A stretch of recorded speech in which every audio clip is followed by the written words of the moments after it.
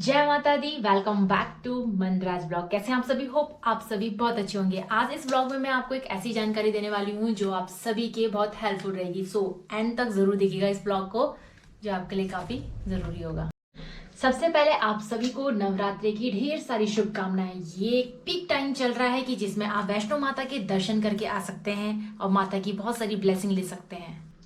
यूं तो लाखों संख्या में लोग वैष्णो माता के दर्शन करने के लिए जाते हैं। अगर आप उनमें से एक हो तो ये ब्लॉग सिर्फ आपके लिए है। जब हम वैष्णो माता के दर्शन करने के लिए जाते हैं तो सबसे पहले हम ऑनलाइन यात्रा टिकट बुक कराते हैं, मगर अब शाइन बोर्ड की तरफ से उस चीज को कैंसिल कर दिया गया है और उसकी जगह लागू कर दिया है RFID कार्ड को। RFID कार्ड होता क्या है और ये कहाँ से बनता है, इसका प्राइस क्या है और ये कितने घंटे के लिए वैलिड होता है, आज मैं ये सारी जानकारी इस ब्लॉग में दूंगी। RFID कार्ड एक यात्रा टिकट होती है जो कि आपको ऑफलाइन मिलेगी। ऑनलाइन इसकी सुविधा अभी तक नहीं दी गई है। इसके लिए प्रत्येक व्यक्ति को लाइन में लगना पड़ेगा। 12 साल से ऊपर होगी, चाहे वो बुजुर्ग हो चाहे वो बच्चे हो, प्रत्येक व्यक्ति को लाइन में लगकर आधार कार्ड के साथ अपना यात्रा टिकट लेना होगा।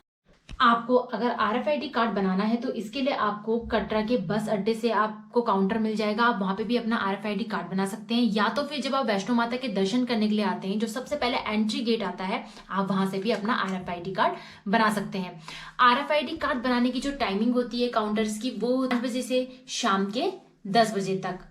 जैसे कि मैंने आपको अभी बताया है कि RFID कार्ड बनने की जो टाइमिंग होती है वो काउंटर्स पे वो होती है सुबह 5 बजे से शाम के 10 बजे तक। तो ये आप पे डिपेंड करता है कि आप अपना RFID कार्ड कब बनाएंगे। एक चीज और मैं और बता दूं, RFID कार्ड की जो वैलिडिटी होती है, वैलिड वो सिर्फ 6 घंटे के लिए होता है। अगर अपनी यात्रा आप शुरू कर रहे हैं तो आधे घंटे पहले आप अपना यात्रा टिकट ले सकते हैं, या अगर रात को कर रहे हैं तो आप उसी अकॉर्डिंग अपना यात्रा टिकट ले सकते हैं।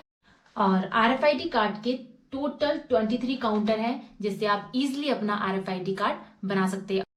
अगर आपने अपना यात्रा टिकट पहले के जैसे ऑनलाइन बुक करा दिया है तो आपको फिर भी RFID कार्ड के लिए लाइन में लगना होगा। यात्रा टिकट का जो प्राइस है वो बिल्कुल निःशुल्क है, तो आप इसकी टेंशन बिल्कुल मत लीजिए, ये आपको फ्री में मिलने वाला है। और जाते वक्त आप प्लीज इस यात्रा टिकट को, RFID कार्ड को जमा करके जाइएगा। जैसे ही आपका RFID कार्ड बन जाता है तो आपको फिर तैयार होना पड़ेगा 14 किलोमीटर की दूरी तय करने के लिए, क्योंकि माता के भवन तक जाने के लिए आपको 14 किलोमीटर की दूरी तय तो करनी होगी और माता की फिर बहुत सारी ब्लेसिंग भी लेनी होगी। 14 किलोमीटर की दूरी सुनकर आप बिल्कुल भी मत घबराइए, क्योंकि सरकार ने उसी अकॉर्डिंग आप सभी के लिए सुविधाएं भी उपलब्ध करी है।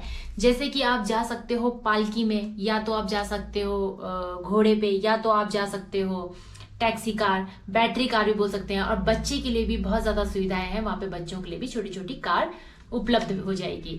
मगर एक चीज मैं आपको बता दूं, रिक्वेस्ट करूंगी आप सभी से कि अगर आप वैष्णो माता के दर्शन करने के लिए जाते हैं तो आप घोड़े का बिल्कुल भी यूज मत कीजिए। अगर आप बिल्कुल एनर्जी है, आपका स्टैमिना बहुत अच्छा है, जवान है, तो आप प्लीज अपनी पैदल यात्रा शुरू कीजिए। घोड़े का बिल्कुल भी यूज मत कीजिए। जैसे हमने वहां देखे घोड़े बहुत ज्यादा सारे, हमारे हिसाब से सारे घोड़े ही बहुत ज्यादा थके हुए थे, तो हमने उसका यूज नहीं किया, हमने अपनी यात्रा पैदल करी। अगर कोई बुजुर्ग है या फिर बच्चा है तो पालकी से आप इजिली जा सकते हैं।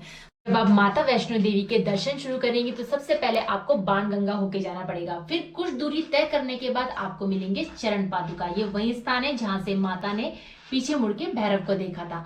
फिर कुछ दूर चल के ही आपको 2 रास्ते मिलेंगे, एक जाएगा अर्धकुंवारी के लिए और दूसरा जाएगा हिमकोट मार्ग के लिए। अगर आप चाहते हैं कि माता के हम गर्भाशय गुफा के अंदर दर्शन करके आए तो उसके लिए आपको जाना पड़ेगा अर्धकुंवारी होते हुए। मगर एक चीज का ध्यान रखिए, अगर आप गर्भाशय गुफा के अंदर जा रहे हैं तो एक दिन स्टे आपको करना होगा, क्योंकि वहां एक दिन रुककर ही गर्भाशय गुफा में नंबर लगता है ताकि आप माता के दर्शन कर सके।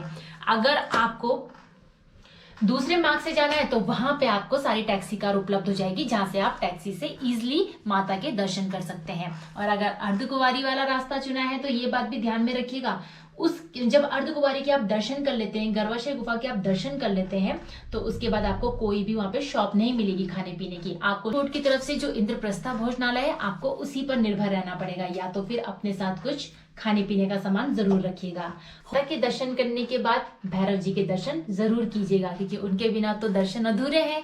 होप कि आपको ये ब्लॉग बहुत अच्छा होगा। लाइक शेयर कमेंट करना मत भूलिएगा। होप कि आपको इस ब्लॉग से काफी जानकारी मिली होगी, तो इसको पूरा एंड तक देखिएगा। जय माता दी।